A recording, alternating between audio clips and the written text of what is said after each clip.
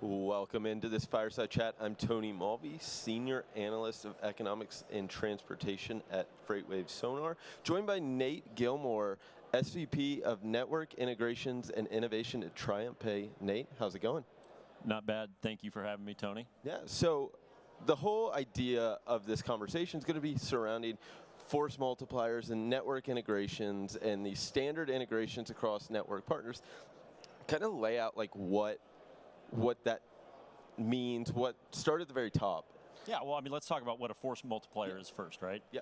So a force multiplier from an engineering, mechanical perspective is anything that creates more force than one thing would normally be capable of, right? It's where you can make an equation that 1 + 1 = more than 2, right? Yeah. And so the idea is that there are multiple force multipliers that people can apply to increase operational efficiency and operational outcomes within their organizations. The number one that we're hearing a lot about right now is automation. Yeah. And of course, the way we're hearing it right now is AI. Yeah. Right? Everybody's saying, I want to use AI for X, I want to use AI for Y, which is great in concept, because there are a lot of things where the data you need for AI to operate on, that data exists within your four walls. You have access to it. You have ease of use.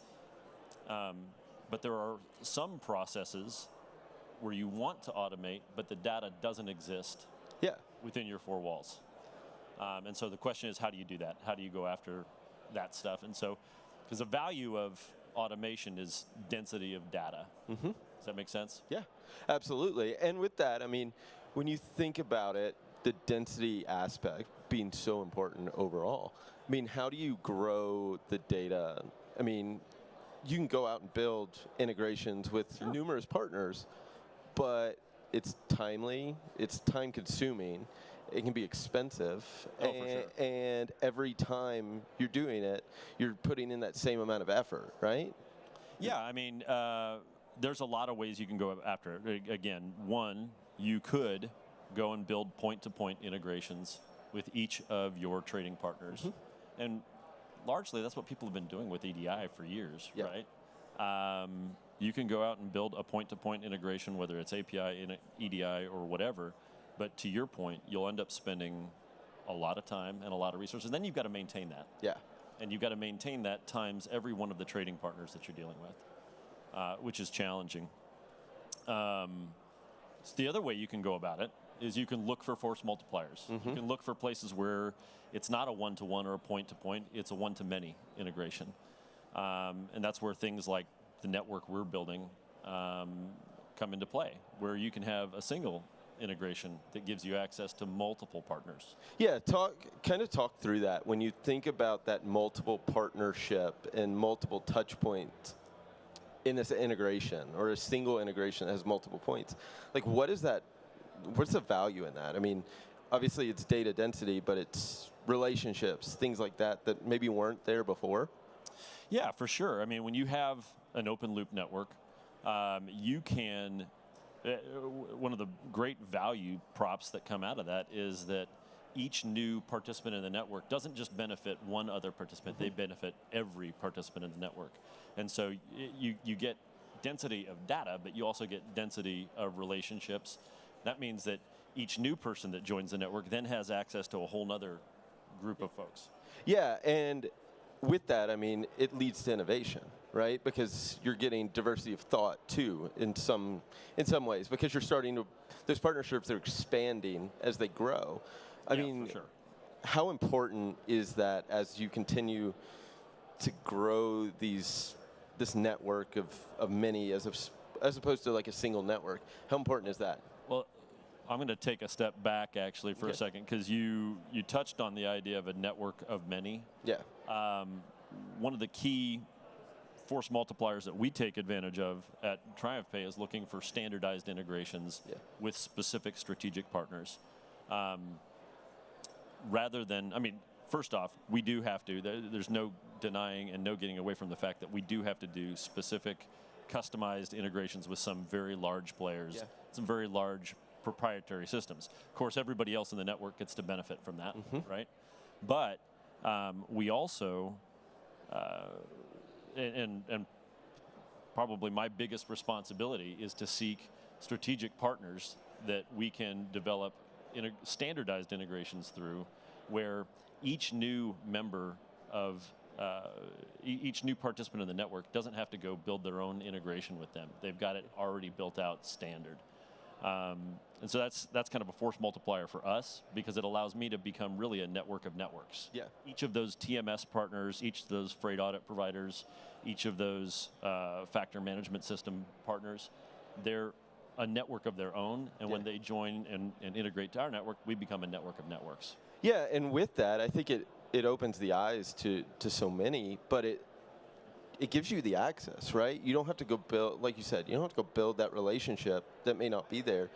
And it increases this efficiency overall, right? Oh, absolutely. Because it allows you, instead of building out these processes and integrations the entire time, you're doing it one time, and then you open up a whole new world. And like, kind of, what are the efficiency gains that people see from this? Yeah, I mean, specifically TriumphPay, where we really play is AR and AP automation, right? We've got customers who've seen 35, 40% improvement in their processing time. Of course, that in and of itself is a force multiplier. That means their accounts payable team isn't focused. They can continue to grow at a clip without adding bodies. Yeah. And I think that's what everybody's looking for right now, right? Well, certainly. I mean, if you look at freight right now, we're at what, month 25? Yeah, 25, 26. 25 or 26 of an unbelievable freight recession. And for brokers and fleets and carriers, they've got to find every last little bit of efficiency they can. But here's the cool thing. Investing in integrating to a network like ours now will be jet fuel when the recovery happens. Yeah, because it sets you up for success. I mean, your ability, you don't have to go build these during a market where you're so busy you don't know what to do. You have the ability, it's already automated. You've done the process now versus in the midst of it when you realize that, hey, this would be a lot easier or a lot better if it was automated. Oh yeah, absolutely. And I mean, there's a couple things you have to look for when you're automating. What we've seen, at least, is that for automation to make a meaningful impact in operational efficiency and labor, you really have to have about 15 to 20% coverage of whatever that process is. So if it's AR and AP, I've got to have automation coverage or data coverage with 15 to 20% of my vendor base or of my customer base, right? Yeah. If I can't get that level of coverage, then it's tough for me to make operational decisions, whether that's manning, whether that's SOP changes and things like that. And so that's where density really, really matters, all the density that we talked about. Yeah, I mean, in reality, 20% isn't that large. I mean, it is, but it's not. That's a minimum. Yeah, it seems like by going through this process and acting on it now, you should be able to hit 20% fairly easy. Am I thinking about that the wrong way? Well, I mean, yeah, no. I mean, if you were to, again, depends on what type of a process you're looking at. But we're just talking ARAP in the area that we play. We generally touch way more than that. If you think about it, today TriumphPay, we touch about 48.9 billion in unique brokered freight.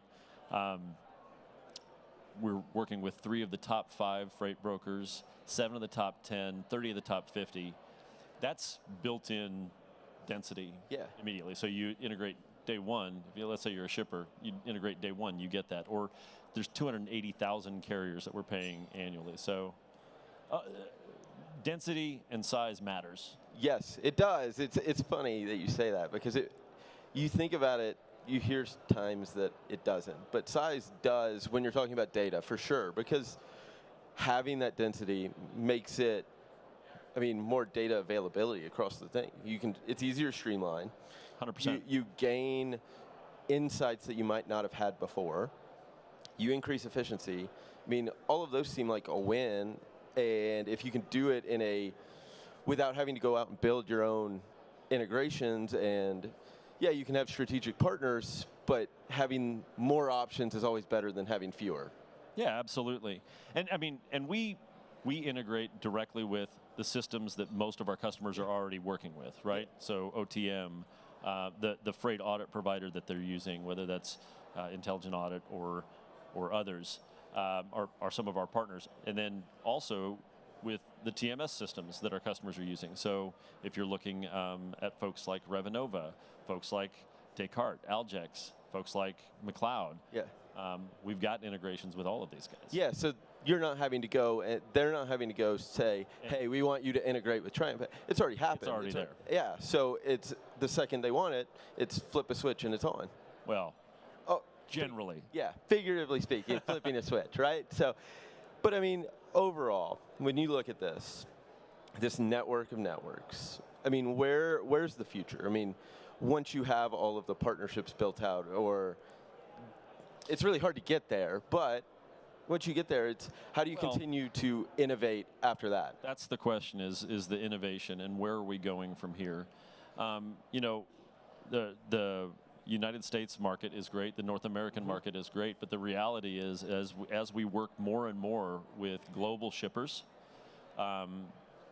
we have to be global. Yeah. And so one of the big things is beginning to process in multi-currencies. So we just recently rolled out pesos. So we're now 3 currencies. We've got line of sight to a couple more currencies by the end of the year. And you know, in the first half of next year, you'll see significant growth in that space for us. So global. The other thing that's really big is, you know, we've been focused on trucking for a while, but I think you'll see the network grow to include multimodal transportation. I think that's important because I think as supply chains become more dynamic, right? It's the flexing of modes becomes more dynamic. Global supply chains are more dynamic. I think it's important to go global and have those offerings, but it also brings in expanded networks, right? I mean, Exactly. and then it's, hey, we don't have to worry about going global because our partner is global and has Right. that integration. So it's a force multiplier there, right? It's Exactly. I do it once and I get the ability across the board. Yeah, exactly. I think so. When you talk about what's coming for the network, is you're going to see more partners. I don't think that there's a time where, hey, I've gone out and got all the partners. Yeah, no. I mean, we're going to continue to find places where, I mean, my job is to find partners that fill strategic gaps and allow us to continue to grow and service a larger and larger portion of the supply chain. And so you're going to see us working on additional partnerships and additional standard integrations across modes and across currencies and internationally. That's awesome, and I think it's so valuable, especially as you see new technologies arise. I mean, everything is innovating, right? I mean, automation, AI, again, it's the buzzword right now. I mean, you look at the news anywhere, and you can't go a day without seeing AI talked about. So getting to that point, while we're still kind of in the early innings, it feels like that's the route we're headed on. It's just getting to that point whenever it may be. Right. Well, and understanding, though, I mean, that a lot of times when people are looking for AI, they're just looking for automation. There are some things that it's not AI. It's just repeatable automation. Yeah.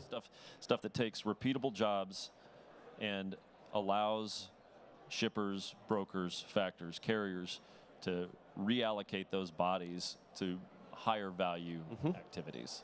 Some of that's AI. Some of that's going to be just automation that you can get through integration. Yep. Yeah, and I think that's the important part is if you can automate things, you can reallocate resources, those resources can generate value, and then it's this continuous loop, right? So Nate, thank you so much. Where should people go to find out more about your network of networks? Well, certainly, triumphpay.com is a great place. We're on LinkedIn. We've got a booth here. We're all around, but certainly look us up for sure. Awesome. Thank you so much, Nate. And I just got a comment. I love your socks, man. Awesome. Thank you so much. All right. Have a good one, Tony.